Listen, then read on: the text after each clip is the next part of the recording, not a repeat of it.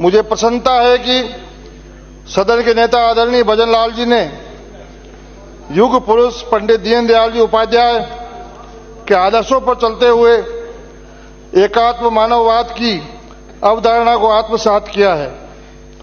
एक वर्ष में प्रदेश में समग्र विकास के लिए ऐतिहासिक निर्णय लिए गए।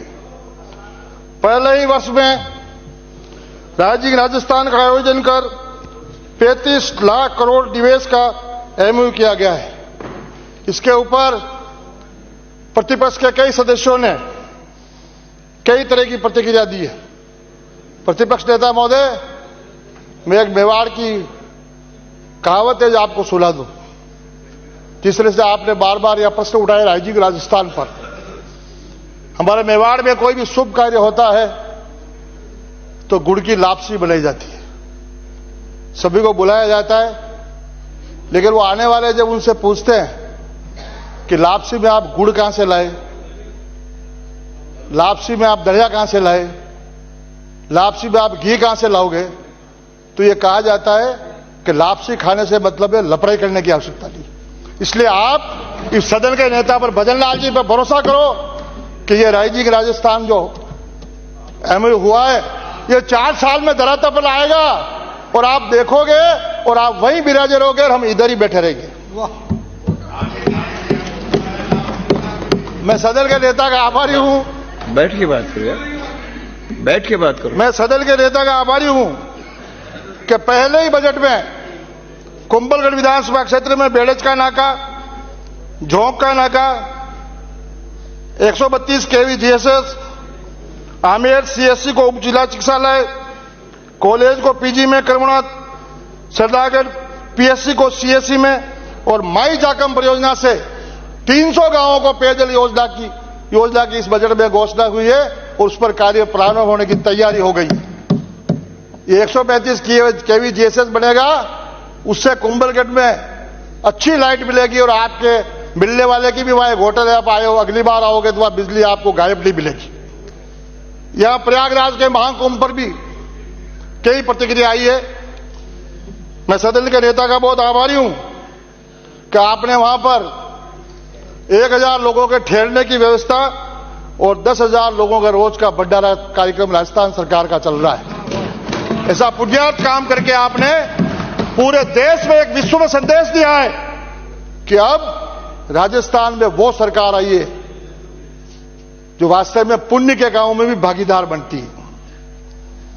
इसी वर्ष एक वर्ष में किसान भाइयों को, माता बहनों को, युवाओं को, श्रमिक भाइयों को ऐतिहासिक इस योजना में जो काम मिलना चाहिए वो काम मिलना प्रारंभ हुआ है। राजस्थान में 3043 गौशालाओं में 10% अनुदान बढ़ाकर 700 करोड़ रुपए का अनुदान दिया गया है। यह भी एक सरकार ने ऐतिहासिक काम किया है। मैं आपसे अनुरोध करना चाहूंगा कि पिछले दिनों कई गौभक्तों ने उपखंड और जिला स्तर पर ज्ञापन दिया है कि गाय को माता का दर्जा दिया जाए। हमें पूरी उम्मीद है कि भजन लाल जी के नेतृत्व में वो समय भी आएगा कि गाय को राजस्थान में माता का दर्जा भी दिया जाएगा।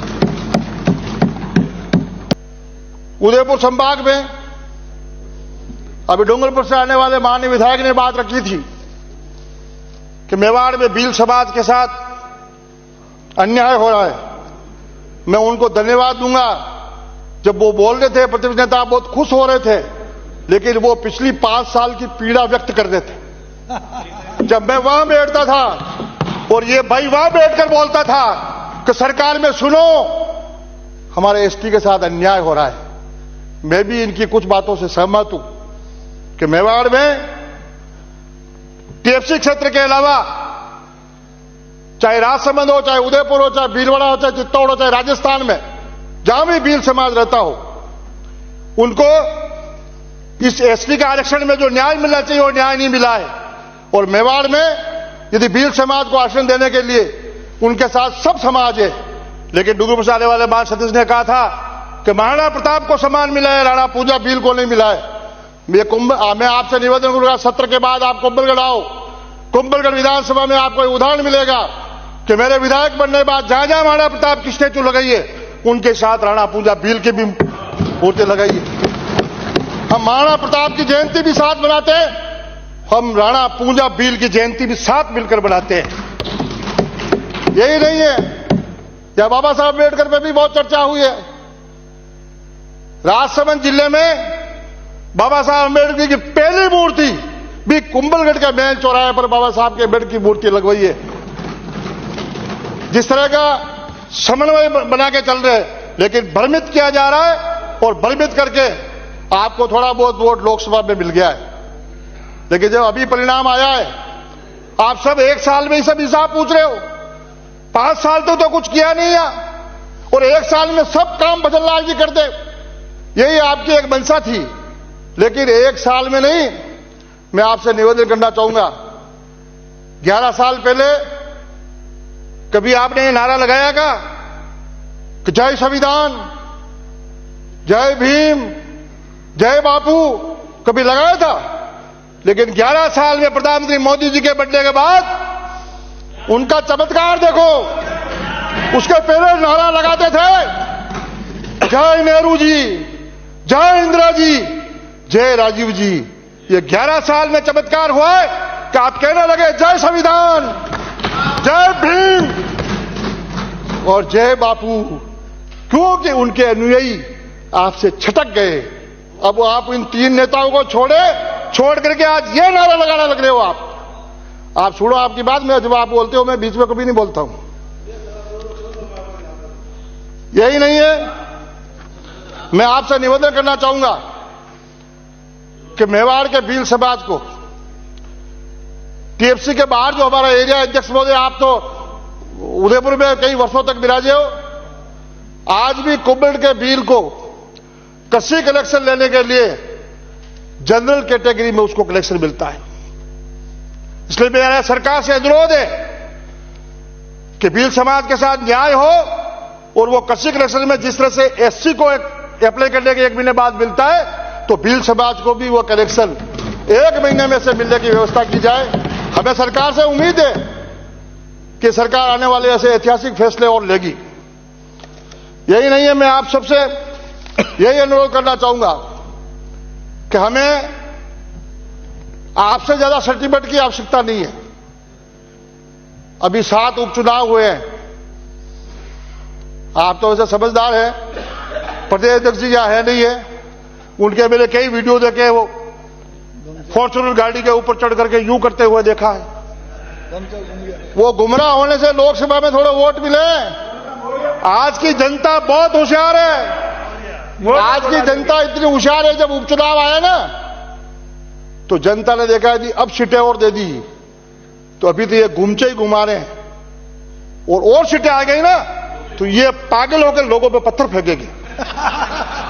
इसलिए सरकार ने जनता ने 4 सीटों पर आपकी जमानत जब्त करवा दी।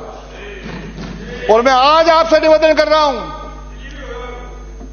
मैं आपको सावधान कर रहा हूं, 4 साल पहले प्रतिपक्ष नेता आप ध्यान से सुनना, मेवाड़ संभाग में जिस तरह का वातावरण बन रहा है, अगला चुनाव कांग्रेस 0 है,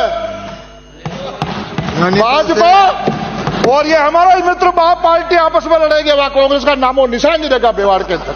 माननीय सदस्य वाइंड अप करिए। आपने मेरे को बोलने का समय दिया, 9:30 मिनट हो गए। मैं आपका बहुत बहुत आभारी हूं और मैं तो आपको और सावधान करना चाहता हूं। और एक अंत में एक बात और निवेदन करना चाहूंगा कि कुंभलगढ़ किले में विश्व का ऐतिहासिक किला है। माननीय अध्यक्ष महोदय, पिछले 5 साल में इनकी सरकार में वहां इतने अतिक्रमण करवाए, वहां अजान प्रारंभ करवाई। इसलिए हमारी सरकार से मैं निवेदन करना चाहूंगा कि उन अतिक्रमण को तत्काल वहां से हटाया जाए और अजान वहां पाबंद किए जाए। धन्यवाद। सदन की कार्रवाई